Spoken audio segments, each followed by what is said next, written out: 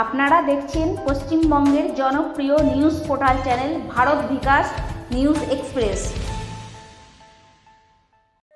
রাজ্যের মহিলাদের উপর ক্রমাগত অত্যাচার, আরজিকর হাসপাতালের নৃশংস হত্যাকাণ্ড ও বংশীহারির নাবালিকা আদিবাসী নির্যাতিতার বিচারের দাবিতে দক্ষিণ দিনাজপুর জেলায় বিজেপির ডাকে বালুরঘাট ব্লক অফিসে ধর্ণা অবস্থান।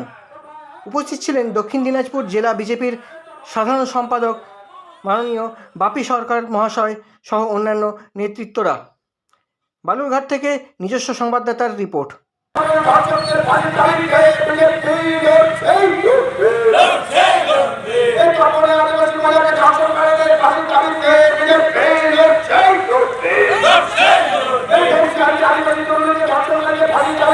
যেভাবে আর ধর্ষণ করে খুন করা হয়েছে, জঘন্যতম ঘটনা, সেই ঘটনার যারা প্রকৃত অপরাধী তাদেরকে এখনো পর্যন্ত ধরা পড়েনি আমরা মনে করছি, এবং এই যারা এর সঙ্গে যুক্ত ছিল তার তথ্য লোপাট করা হয়েছে। সেজন্য প্রকৃত অপরাধীদেরকে অবিলম্বে অ্যারেস্ট করা, তাদের ফাঁসি, তার সঙ্গে সঙ্গে যারা তথ্য লোপাট করার চেষ্টা করেছে তার সহযোগিতা করেছে মাননীয় মুখ্যমন্ত্রী। সেজন্য সমাজ থেকে, মানুষের মধ্যে থেকে আওয়াজ উঠেছে আরজিকরের বিচার চাই।